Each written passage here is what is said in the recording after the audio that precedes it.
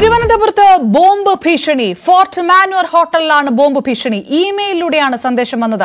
പോലീസും ബോംബ് സ്ക്വാഡും പരിശോധന നടത്തുകയാണ്. വി അരുൺ തിരുവനന്തപുരത്ത് നിന്ന് ചേരുന്നു. അരുൺ, പരിശോധനയിൽ എന്തെങ്കിലും കണ്ടെത്താനായോ? ഈ സന്ദേശം, ഭീഷണി സന്ദേശം വന്നത് ജെന്യൂൻ ആയിട്ടുള്ളതാണെന്ന് സ്ഥിരീകരിക്കുന്നുണ്ടോ?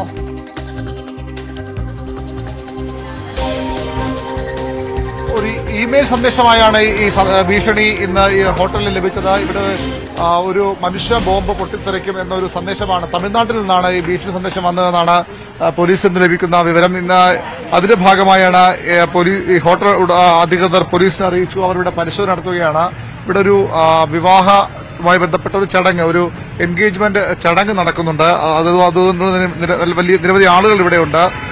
ആ സാഹചര്യത്തിൽ കൂടിയാണ് ഗൌരവത്തോടെ പോലീസ് ഈ പരിശോധന എടുക്കുന്നത്. ഏതായാലും ഇവിടെ നെയ്യാറ്റിൻകര സ്വദേശിയായ ഒരു പെൺകുട്ടിയുടെ വിവാഹമാണ്. വരൻ തമിഴ്നാട് സ്വദേശിയുമാണ്.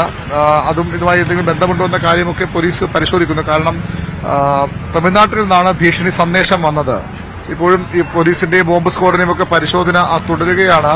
കാര്യമായൊന്നും കണ്ടെടുക്കാനായിട്ടില്ലെങ്കിലും പരിശോധന അവസാനിച്ചു. വലിയൊരു ഹോട്ടലാണ്, ദീർഘനാൾ പൊട്ടിക്കിടന്ന ഒരു ഹോട്ടലാണ്. 2 വർഷം മുമ്പ് വീണ്ടും തുറന്ന് പ്രവർത്തിച്ചത്.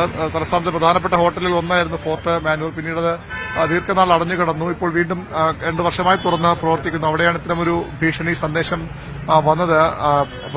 പ്രഥമ ദൃഷ്ടിയിൽ അല്ലെങ്കിൽ പ്രാഥമികമായി ഒന്നും കണ്ടെത്താൻ കഴിഞ്ഞെങ്കിൽ പോലും പോലീസ് ഇപ്പോഴും പരിശോധന നടത്തുകയാണ്. ഏതെങ്കിലും തരത്തിലുള്ള അസ്വാഭാവികതയുണ്ടോ എന്ന സംശയത്തിലുള്ള പരിശോധനയാണ് ഇപ്പോൾ പുരോഗമിക്കുന്നത്. ഇവിടുന്ന് കുറച്ചാളുകളെയൊക്കെ ഇവിടുന്ന് മാറിപ്പോകാൻ പോലീസിന് നിർദ്ദേശിച്ചു. പക്ഷെ ഇപ്പോഴും ചില ആളുകൾ ഇതിനുള്ളിൽ തുടരുന്നുണ്ട്. പ്രത്യേകിച്ച് ഈ ചടങ്ങിനെത്തിയ ആളുകളൊക്കെ ഇവിടെ ഉണ്ട് എന്നാണ് മനസ്സിലാകുന്നത്. ഫോർട്ട് പോലീസും അതുപോലെ തന്നെ ബോംബ് സ്ക്വാഡും ഒക്കെ ഇവിടെ പരിശോധനയ്ക്കായി എത്തിയിട്ടുണ്ട്. അവരുടെ പരിശോധനയാണ് ഇപ്പോൾ പുരോഗമിക്കുന്നത്. ഫോർട്ട് പോലീസ് സർക്കിൾ ഇൻസ്പെക്ടർ ഉൾപ്പെടെയുള്ളവർ ഇവിടെ ഉണ്ട്. കാര്യമായൊന്നും ഇതുവരെ കണ്ടെത്താൻ കഴിഞ്ഞില്ല എന്നാണ് നമുക്ക് ലഭിക്കുന്ന സൂചന. ഒരുപക്ഷെ വ്യാജ ബോംബ് ഭീഷണി സന്ദേശമാകാം. എങ്കിലും നഗര മധ്യത്തിലെ പ്രധാനപ്പെട്ട ഒരു ഹോട്ടലായതുകൊണ്ട് തന്നെ നിരവധി ആളുകൾ വന്നുപോകുന്ന സ്ഥലമാണ്. പഴവങ്ങാടിക്ക് തൊട്ടടുത്തുള്ള ആ സ്ഥലം, പവർ ഹൗസ് റോഡും പഴവങ്ങാടിയും ചേരുന്ന ഭാഗത്താണ് ഈ ഹോട്ടൽ ഉള്ളത്. അതുകൊണ്ട് തന്നെ വളരെ ഗൌരവത്തോടെ തന്നെ പോലീസിന്റെ ബോംബ് സ്ക്വാഡിന്റെയും പരിശോധന തുടരുകയാണ്.